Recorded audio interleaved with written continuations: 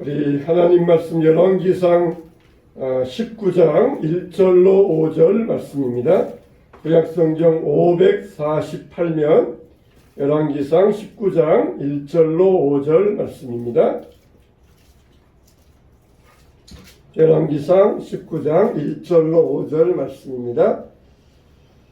자, 우리 찾으신 줄 알고 한 절씩 교독합니다. 아합이 엘리야가 행한 모든 일과 그가 어떻게 모든 선지자를 칼로 죽였는지를 이세벨에게 말하니, 이세벨이 그것을 엘리야에게 보내어 이르되 내가 내일 남은 때에는 반드시 내 생명을 저 사람들 중 한 사람의 생명과 함께하리라. 그렇게 하지 않으면 신들에게 거리에 버려지니 마땅하니라 하시라. 그가 이 형편을 보고 일어나 자기의 생명을 위해 도망하여 유다에 속한 브엘세바에 이르러 자기의 상원을 그곳에 머물게 하고, 자기는 성야로에 들어가 하룻밤 길을 가서 한 롯의 묘화를 내려서 자기가 기회를 원하여 이르되 여호와여 넉넉하오니 지금 내 생명을 보시소서. 나는 내 조상들보다 낫지 못하나이다 하고 다 같이 오뎅나무 아래에 누워 자더니 천사가 그를 어루만지며 그에게 이르되 일어나서 먹으라 하는지라. 아멘. 한번 따라서 합시다. 하나님만 의지합시다. 하나님만 의지합시다. 어떤 두 남자가 길거리에서 막 논쟁을 하고 있었어요. 한 사람은 조금 나이 든 남자였고 한 사람은 청년이었습니다. 청년이 나이 든 남자에게 묻습니다. 아니, 지금 이런 세상에서도 물이 포도주가 되었다는 것을 믿고 있습니까? 어떻게 그런 비과학적이고 비상식적인 것을 믿을 수가 있습니까? 그렇게 이 남자에게 막 그렇게 논쟁을 하면서 몰아붙이고 있습니다. 이 나이 든 남자가 그렇다. 지금도 그런 역사가, 그런 기적이 지금도 일어나고 있다. 하나님께서는 지금도 그런 기적을 행하시고 있다. 아니, 어디서 그런 일이 일어날 수 있습니까? 그래, 지금 그런 기적을 보고 싶다면은 저 산 너머 저 뒤에 있는 마을에 가서 물어보아라. 그래서 스미스라는 남자가 어떤 남자였는지를 그 마을 모든 사람에게 물어보아라. 바로 그 남자가 바로 난데, 내가 스미스인데, 전에는 그 스미스가 오직 술만 먹고 다니고 알코올로 찌든 인생이었다. 그런데 이제는 예수 믿은 다음부터는 그 스미스가 이제는 물만 마시는 인생으로 변화가 되었다.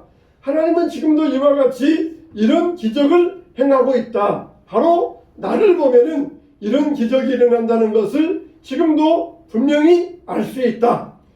여러분, 이렇게 하나님께서는 지금도 이런 변화의 기적을 일으키고 계신다는 것이에요. 물이 포도주가 되었든지 술만 마시던 사람이 물만 마시는 사람으로 변화가 되었든지 하나님은 지금도 이런 기적의 역사를 행하고 계신다는 것입니다. 하나님은 지금도 저와 여러분을 통하여서 변화의 역사, 세상을 변화시키고 계시는 것입니다. 우리는 세상을 살아가고 있어요. 그 가운데 조건이 하나 있습니다. 우리가 세상을 살아가는 조건은 무엇입니까? 바로 믿음으로 산다는 것입니다. 우리는 오직 믿음으로 세상을 살아가고 있는 사람들입니다. 세상은 우리에게 적대적인 면도 있지만 호의적인 면도 있어요. 정말 교인들에 대하여서 호의적으로 대하는 면도 있지만, 그러나 또 교회에 대하여서 부정적이고 적대적인 면도 있습니다. 어떨 때에는 호의적인 면이 많다가 또 어떨 때에는 적대적인 면이 많이 있고, 앞으로 세상은 점점 더 교회에 대하여 적대적인 면들이 더 많아지게 될 것입니다. 여러분, 우리가 이런 세상의 도전 앞에서 믿는 사람들이 안 믿는 사람들에게 이런 세상의 도전을 받는 이런 세상 가운데, 세상과 신앙은 충돌하는 세상 가운데서 우리는 이 세상의 도전을 어떻게 받아들이며 살아가야 될 것인가? 물이 포도주가 되는 그런 기적 앞에서도, 사람들이 변화되는 그런 기적 앞에서도 세상은 끊임없이 우리를 향하여 적대적이며 도전해 올 것입니다. 우리는 이런 도전 앞에서 어떻게 우리의 신앙의 자세를 올바로 세워갈 것인지를 같이 한번 심각하게 고민하는 시간 되시기를 주님의 이름으로 축원합니다. 첫째로 세상은 불신의 현장입니다. 따라서 합시다. 세상은 불신의 현장이다. 불신의 현장이다. 세상은 불신의 현장이에요. 오늘 말씀에 보면은 아합 왕과 엘리야와 이세벨 이런 세 사람이 나옵니다. 아합 왕은 이스라엘의 왕입니다. 아합 왕의 모습을 통하여서 세상이 불신의 현장이라고 하는 것을 우리가 잘 볼 수가 있습니다. 이전에 어떤 일이 있었습니까? 갈멜산에서 엘리야 한 사람과 바알 선지자 450명이 450대 결투를 벌이는 일이 있었습니다. 그래서 하늘에서 불을 내려주는 신이 참 신이다. 이걸 가지고 우리가 한번 내기를 하자, 시합을 하자. 그러면서 엘리야 한 사람과 바알 선지자 450명이 서로 누가 하늘에서 불을 내려주는가 이런 내기를 했어요. 그리고 그 결과로 하나님께서는 엘리야의 기도를 들으시고 하늘에서 엘리야의 기도에 응답해 주셨던 것입니다. 그리고는 아합 왕이 이것을 듣고는 쪼르르 집에 달려가 가지고는 자기 아내 이세벨에게 이 사실을 고하기 시작합니다. 두 가지를 이야기해요. 하늘에서 불이 내렸다. 그리고 바알 선지자가 기손 시냇가에 가서 목베임을 당하여 죽었다. 이걸 이야기합니다. 그러면은 우리가 마땅히 이 이야기에서 어떤 이야기를 더 귀담아 들어야 되겠습니까? 하나님께서 하늘에서 불을 내려주셨다. 그래서 하나님이 참신이시다. 바알이라고 하는 신은 꼼꼼먹은 완전히 벙어리에 불과했는데 하나님은 참신으로서 하늘에서 불을 내려주셨다. 우리도 이제 하나님 믿어야 될 것 같아. 우리도 이제 바알 버리고 하나님 믿어야 할 것 같아. 그렇게 말을 했어야 마땅할 것이에요. 그런데 이 사실은 그냥 별로 강조도 하지 아니하고 오직 바알 선지자가 죽었다. 바알 선지자가 450명이 죽었다. 그것만을 강조해서 전해주었던 것입니다. 완전히 이야기에 초점이 빗나가 있어요. 우리가 뭘 보면은 초점이 있잖아요. 뭘 보든지 항상 내가 뭘 보아야 될 것인지 뭘 들어야 될 것인지 초점을 가지고 들어야 되잖아요. 그런데 완전히 초점이 빗나가 가지고 하나님께서 하늘에서 불을 내려주셨다. 우리는 여기에 초점이 있잖아요. 근데 이세벨은 완전히 바알 선지자가 죽었다. 이것에만 초점을 맞추어 가지고 그때부터 완전히 머리가 돌아버리고 말았던 것이에요. 왜 그렇습니까? 올바른 초점에서 어긋나기 때문에 그렇습니다. 여러분, 우리가 이곳에 무엇하러 왔습니까? 우리는 하나님 앞에 예배자로 왔습니다. 하나님 앞에 예배드리기 위해 왔습니다. 어떤 사람들은 소비자로 온 사람들이 있어요. 그래서 교회 가서 내가 무엇을, 내 이익이 뭐가 있을까? 내가 얻을 만한 게 뭐가 있을까? 그러면서 소비자로 오는 사람들이 있습니다. 교회 와서 내가 무엇을 얻어갈까? 무엇을 얻을 수 있을까? 이런 소비자로 오는 사람이 있어요. 물론 우리가 하나님께서 우리에게 은혜 주시고 우리에게 사랑 주시고 자비와 축복을 내려주시는 하나님께로부터 얻을 수 있는 것이 엄청 많습니다. 그러나 먼저 우리가 하나님 앞에 무엇을 드릴까? 예배자로 나와야 돼요. 예배자로. 그럴 때 하나님께서 우리의 예배를 받으시고 하늘문을 열어주시는 것입니다. 예수님께 나왔던 사람들도 마찬가지예요. 예수님께 나와서 기적을 보고 떡을 얻어먹고 병 낫고 이런 것에만 초점을 맞추고 있었어요. 예수님은 무엇이 초점입니까? 이들이 하나님 믿고 말씀 듣고 천국 백성 되는 것, 이게 예수님의 초점인데 이 백성들은 예수님께서 기적을 베푸시고 떡을 먹여주시고 그리고 병자를 고쳐주시고 여기에 초점이 맞추니까 예수님과 초점이 맞지 않았던 것이에요. 우리의 초점은 어디에 있어야 됩니까? 다 우리는 이 말씀 읽으면서 하나님께서 갈멜산상에 불을 내려주셨다. 엘리야가 제단을 쌓고 그 위에다가 각을 떠서 재물 올려놓고 그리고 거기에다가 물동이로 흠뻑 적셨지만 하늘에서 불이 내려오니까 순식간에 다 재물이 타버리고 물이 다 말라버리고 이런 놀라운 기적의 역사를 행하셨다. 하나님은 살아계시다. 그러면서 여기에 초점을 맞추지 않습니까? 그런데 이세벨과 아합은 완전히 초점이 빗나가고 있었어요. 우리의 신앙은 어디에 초점이 맞추어져 있습니까? 그래가지고는 자기들이 가해자이면서 피해자인 척하고 있어요. 이걸 요즘 젊은이들 하는 말로 피해자 코스프레를 하고 있습니다. 자기들이 선지자들 죽이고 믿는 자 박해하고 그렇게 가해자 있으면서 이제는 자기들이 피해자인 척하면서 그렇게 코스프레를 하고 있는 것입니다. 정말 만일 아합이 말씀을 전할 때에도 하나님께서 살아계신다, 하나님께서 불을 내려주셨다, 거기에 분명히 초점을 맞춰 전하면서 그러면서 회개했어야 돼요.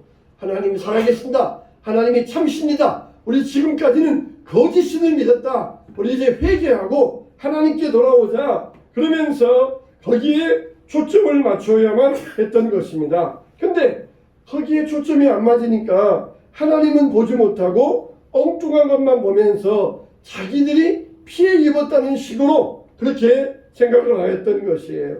그래서 이제 바알 선지자가 죽었다. 그러니까 이제는 이세벨이 사신을 엘리야에게 보내서 내일 너를 죽이겠다. 그렇게 통보를 하였던 것입니다. 이걸 보고는 아합은 말리지도 않아요. 여보, 어떻게 하나님의 선지자를 죽인다고 하십니까? 우리가 천벌 받습니다. 하나님이 두렵지 않습니까? 회개합시다. 그래야 되는데 아합은 말리지도 아니하고 그러면서 이세벨에게 따라가고만 있었던 것이에요. 왜 그렇습니까? 올바로 초점을 맞추어서 보아야 되는데 보아야 될 것을 듣지 못하니까 그래요. 오늘 우리 찬양대가 찬양했던 것처럼 우리의 입술이, 우리의 마음이 하나님께 올려야 되고 초점이 맞아야 되는데 초점이 맞지 못하니까 이런 엉뚱한 행동을 하고 있는 것이에요. 그래서 아합은 자기 눈으로 분명하게 하나님의 기적을 보았으면서도 아무런 대응도 하지 아니하고 반응도 없었던 것입니다. 신앙은 반응입니다. 신앙은 반응이에요. 하나님이 나를 사랑하신다. 그러면은 내 마음에 반응이 일어나야 돼요. 말씀을 들었으면은 내 신앙에 반응이 일어나야 됩니다. 말씀을 들었는데도, 하나님의 사랑을 들었는데도 내 마음이 아무런 반응이 없다. 그러면은 잘못된 신앙이에요. 밑에서 가스불로 냄비에 물을 데우는데 1시간이 지나도 냄비에 물이 끓지 않는다. 그러면은 잘못된 것이지 않습니까? 성령의 불로 우리의 심령을 데우는데 우리의 심령이 아무런 반응이 없다. 그거는 잘못된 것이지 않습니까? 이들은 신앙, 하나님의 기적을 보았으면서도 아무런 반응을 느끼지 못하였던 것이에요. 오히려 엘리야가 바알 선지자를 죽였다. 거기에 대해서만 반응하면서 이세벨이 엘리야를 죽이겠다. 그렇게 잘못된 반응으로 나오고 말았던 것입니다. 여러분들은 신앙의 말씀을 듣고 은혜를 받을 때에 어떤 반응을 하고 있습니까? 아무런 반응이 없는 사람이 되어서는 안 돼요. 하나님의 말씀을 듣고 하나님의 기적을 보았으면 하나님을 만나는 경험으로 이어질 수 있어야 됩니다. 그런데 기적을 보았으면서도 하나님의 능력을 보았으면서도 이들은 아무런 반응하지 않는 것, 이게 바로 세상의 모습이에요. 세상의 모습입니다. 의사들이 환자들을 볼 때에 환자가 기도하고 하나님의 기적으로 낫는 모습을 봅니다. 자기들 말로도 그래요. 와, 이건 정말 기적입니다. 그렇게 말을 해요. 그러면서도 하나님을 믿지 않습니다. 하나님께서 고쳐주시고 병자를 낫게 하신 기적을 보면서도 그들의 반응은 그냥 무반응에 불과해요. 그냥 살다 보면은 우연히 이런 기적도 일어날 수 있다. 그러면서 그렇게 시부하고 말아버립니다. 우리는 정말 하나님의 역사를 보았을 때에 어떤 반응을 하고 있습니까? 세상은 이런 불신의 현장이에요. 세상은 어떤 곳입니까? 하나님의 주권 아래 움직이는 곳이 세상이에요. 해가 동쪽에서 떠서 서쪽으로 지고 밤이 되면은 달이 뜨고 이게 바로 세상의 모습입니다. 봄이 가면은 여름이 오고 또 여름이 가면은 가을이 오고 가을 가면 겨울이 오고 사계절이 변함없이 움직이는 것이 바로 하나님의 섭리 때문인 것입니다. 근데 이 모든 것을 보면서도 사람들은 아무것도 얻지를 못합니다. 우리는 어떻습니까? 세상의 모든 일에서 하나님의 음성을 듣습니다.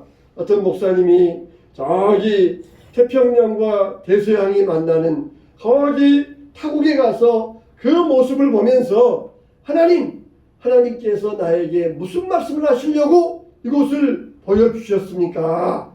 그렇게 하나님 앞에 질문을 하였다는 것이에요.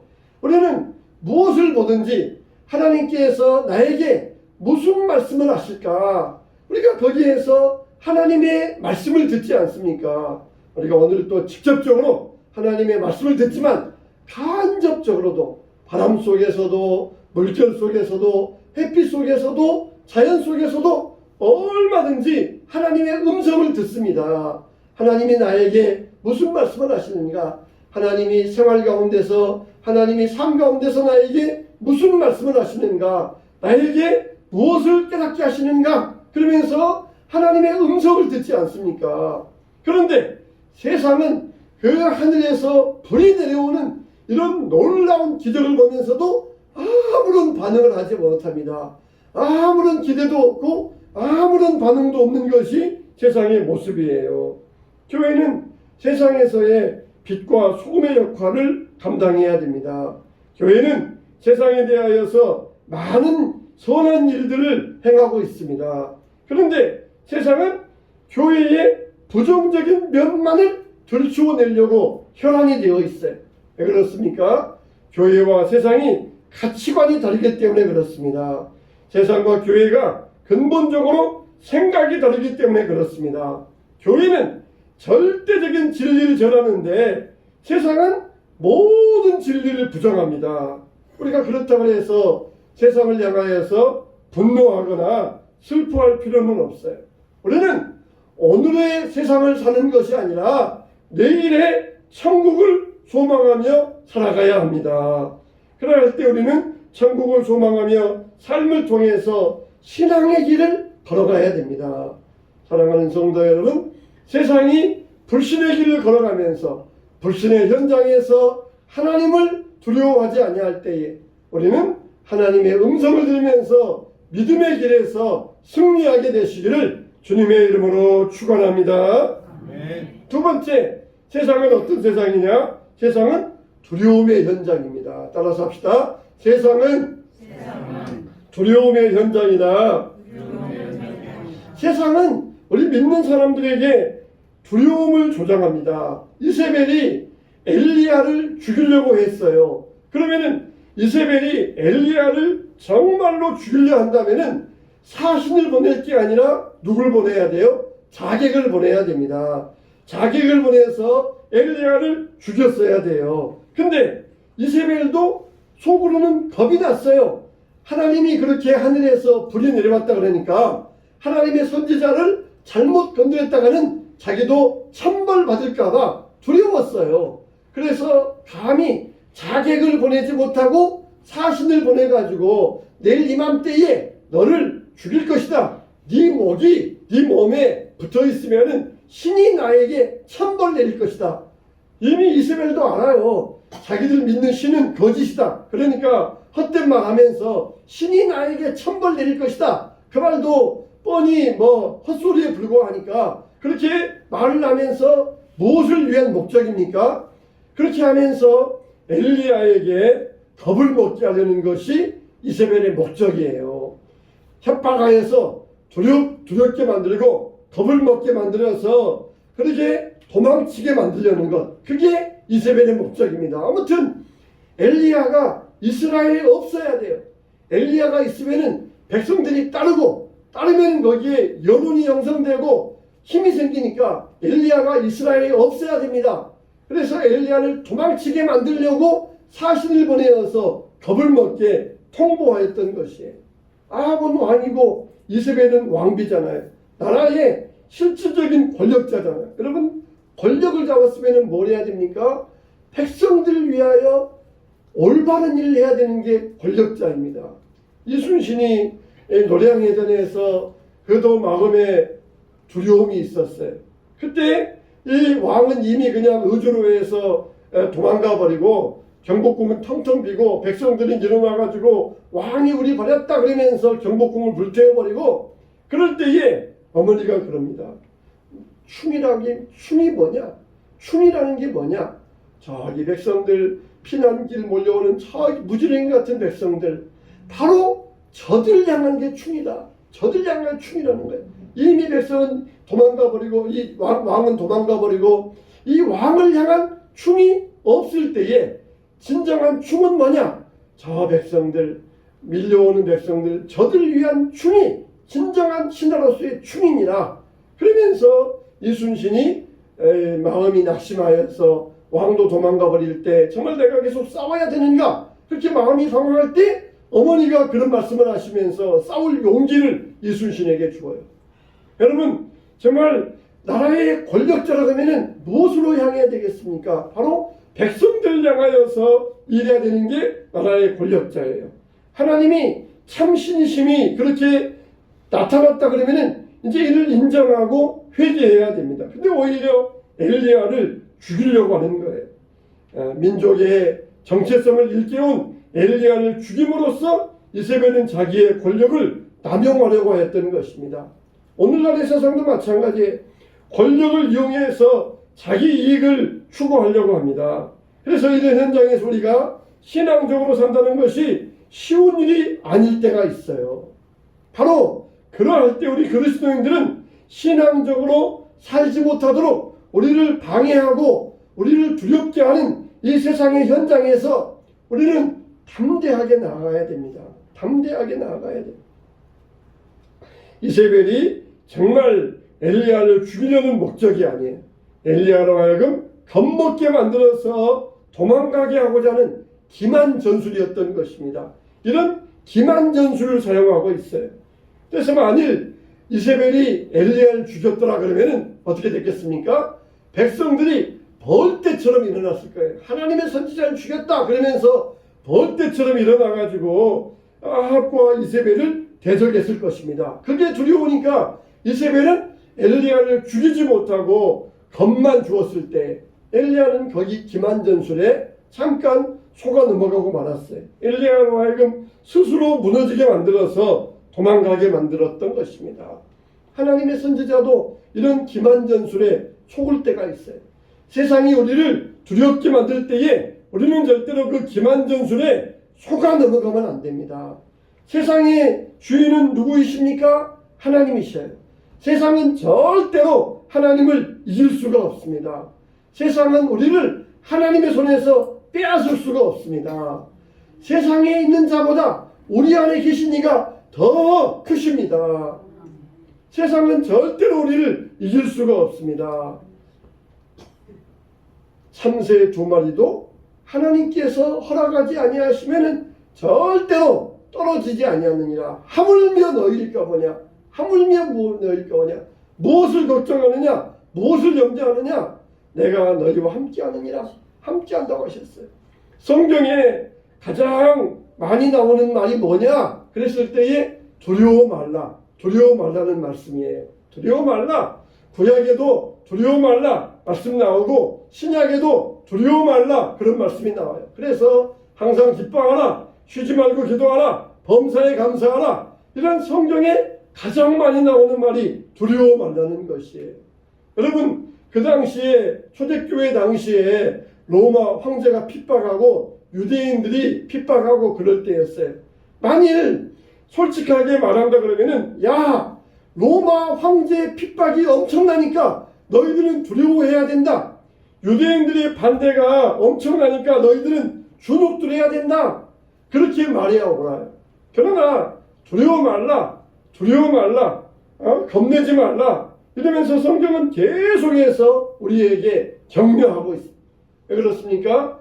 복음이 진리이기 때문이고 하나님은 살아계시고 하나님은 자기 백성들 지금도 살피시고 보호하시기 때문이라는 것입니다. 실제 일제시대 때에도 아무리 총칼로 협박하였다 할지라도 교회는 무너지지 않았어요. 교회 역사, 기독교 역사에 보면은 절대로 교회는 세상의 협박에 굴하거나 넘어지지 않았습니다. 세상이 아무리 교회를 협박한다 할지라도 교회는 절대로 무너지지 않았어요. 성경에 보면은 야곱아 너를 창조하신 여호와께서 지금 말씀하시느니라. 이스라엘아 너를 지으신 이가 말씀하시느니라. 너는 두려워하지 말라. 내가 너를 구속하였고 내가 너를 지명하여 불렀나니 너는 내 것이라. 내가 물 가운데로 지날 때에 내가 너와 함께 할 것이라.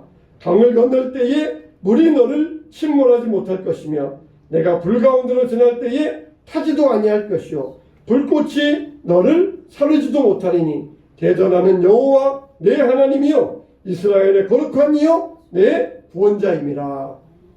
분명히 말씀하셨어요. 이미 하나님께서 홍해를 가르시고 요단강을 가르시고 풀무불 가운데 자기 백성을 보호하시고 그런 역사를 보여주셨어요. 봐라, 내가 이와 같이 바다를 가르고 강을 가르고 풀무불에서 보호하셨느니라. 너희들도 내가 이렇게 보호할 테니까 두려워 말라, 걱정 말라, 염려하지 말라. 나는 여호와임이니라. 이스라엘의 거룩한 이요 너희의 구원자임이니라. 분명히 우리에게 이렇게 말씀해 주셨어요. 강을 건널 때에도 불 가운데로 지날 때에도 두려워하지 말라. 왜? 하나님이 너희의 보호자이시기 때문이라는 것입니다. 우리는 하나님의 소유이기 때문에 우리는 부족해도 연약해도 두려워할 이유가 없습니다. 세상은 두려움의 현장이에요. 자꾸 우리에게 두려움을 심어줍니다. 걱정과 염려를 심어줍니다. 그렇게 살다가 어떻게 하겠느냐? 세상 사람들은 계속해서 일하고 열심히 하면은 너희보다 앞서갈 터인데 너희들은 그렇게 뒤쳐져 가지고 예배 드린다고 하면서 그렇게 해가지고 세상을 어떻게 살겠느냐? 그렇게 정직하기만 해가지고 어떻게 살겠느냐? 적당히 거짓말도 해야 되고 속이기도 해야 되고 그렇게 해야 세상을 살아간다. 그러면서 우리를 두렵게 만듭니다. 우리를 두렵게 만들어요. 우리를 겁먹게 만듭니다. 그러나 우리의 생명은 머리털 하나 우리를 건드릴 수가 없어요. 하나님이 허락하지 아니하시면은 우리는 절대로 마귀에게 우리의 생명이 넘어갈 수가 없습니다. 마귀는 하나님의 허락이 아니면 우리를 절대로 건드릴 수가 없어요. 우리는 이 믿음을 가지고 신앙의 삶을 힘차게 살아가시기를 바랍니다. 잊지 마십시오. 세상이 아무리 진리를 거부하고 신앙을 공격할 수 있지만 그러나 우리는 하나님의 사람으로 살아가야 됩니다. 두려움 대신 믿음을 가져야 됩니다. 침묵 대신 기도해야 됩니다. 도망 대신 담대함으로 나아가야 됩니다. 세상이 아무리 우리를 흔든다 할지라도 하나님 안에 있는 우리들은 절대로 흔들리지 아니할 것입니다. 여러분 우리가 보면은 사시나무 떨듯이 떤다 그러잖아요. 사시나무는 어떤 나무냐? 잎사귀가 매우 얇아요. 잎사귀가 우리의 손바닥의 반 정도 되는데 잎사귀가 굉장히 얇습니다. 그리고 사시나무는 잎사귀 앞면과 뒷면이 확연히 달라요. 그래서 앞면과 뒷면이 하얗고 뒷면은 까맣습니다. 그러니까 종이짝처럼 얇은데 또 이 앞면과 뒷면이니까 이게 막 흔들흔들거리면은 멀리서 봐도 이 잎사귀가 흔들리는 것이 멀리서도 잘 보여요. 막 흔들흔들거리면서 앞면과 뒷면이 막 뒤집어지는데 이게 사시나무 떨듯이 떤다는 것이에요. 여러분 우리가 두려움에 떨 수 있지만은 그러나 우리는 절대로 요동치 아니할 것입니다. 우리는 흔들림을 만날지는 절대로 우리는 넘어지지 아니할 것입니다. 세상은 두려움의 현장, 우리를 겁먹게 만들고 두렵게 만들고 우리를 어렵게 만들 것이죠. 그러나 하나님 안에서 우리는 절대로 넘어지지 아니하고 절대로 요동치 아니할 것입니다. 세상이 우리를 향하여 도전해 올 때, 불신으로 도전해 올 때, 두려움으로 도전해 올 때 하나님은 살아계시다. 하나님은 지금도 우리와 함께 하시고 우리를 보호하시고 섭리하신다. 이런 믿음을 가지고 물리쳐야 될 것입니다. 정말 이 불신의 현장 가운데 세상의 논리와 이론을 가지고 우리를 불신케 하고 세상의 권력과 세상의 출세와 물질을 가지고 우리를 두렵게 할 때 우리는 흔들리지 아니하고 믿음으로 물리쳐 나아가면서 하나님은 살아계시고 하나님은 능력 많으시고 하나님은 지금도 영원하신 하나님, 물 가운데로 보호하신 하나님은 지금도 우리를 물 가운데서 보호하고 계시고 강을 건널 때에 보호하신 하나님은 지금도 우리를 보호하시는 하나님이신 믿고 믿음으로 승리하는 저와 여러분 되시기를 주님의 이름으로 축원합니다. 축원합니다.